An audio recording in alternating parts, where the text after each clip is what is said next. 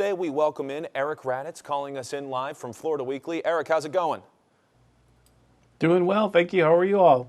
Doing very well. We'll get right into it. As a lot of people get older, one thing that kind of presents itself in your life is you probably want to downsize, but Yeah.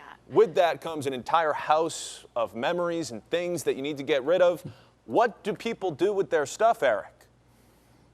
I don't know, Nate. People do a lot of different things with their stuff, but it's certainly definitely a thing. We get accustomed to having all the stuff around. We inherit it. People pass it on. We buy it. This week, we take a look with our collector's expert, Scott Simmons, who gives us tips on how to make sure we give some thought to what we do with those Hummel figurines, fine china, and grandma's sewing machine. Do we sell it? Do we donate it? Do we just toss it? One thing for sure, I will let you know, is if you want to get the value, check with an appraiser and the expert so you get a better understanding before deciding just what to do with all your stuff.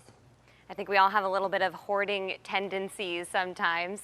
All right, well, moving on to vaccines. We just talked about how Florida is expanding vaccine eligibility. Everyone over the age of 18 eligible April 5th, but not everyone will opt to get the vaccine. So how should employers work with their employees who decide not to? Well, that's what we take a look at this particular week at our business section. Many of us have been accustomed to working from home.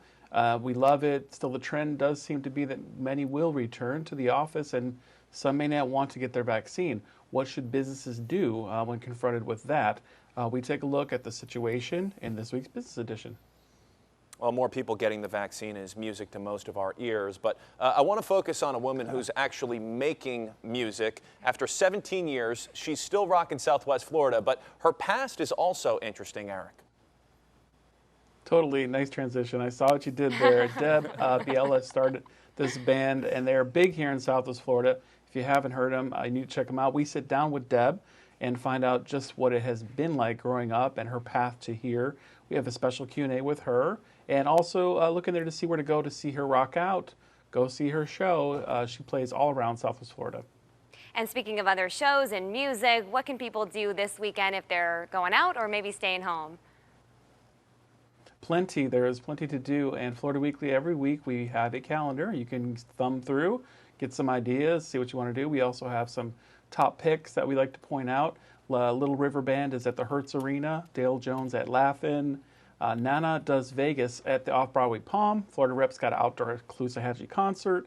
There's Full Moon Yoga on the beach, Nate. I know you want to try that. Jazz concerts, art openings, dinner shows, open mics, much more. If you're looking for something to do, Florida Weekly on stands online and on your device here at NBC too. I'm not very what flexible. You guys have big plans? Beach, it's going to be so warm. Yeah, definitely a beach or pool to cool off with the warm temperatures we're expecting. But don't expect to see me doing yoga on the beach, Eric. I can barely get into downward dog. You're a little too tall for that, Yeah. I feel like. All right, well, it's always a pleasure, Eric. Thanks so much.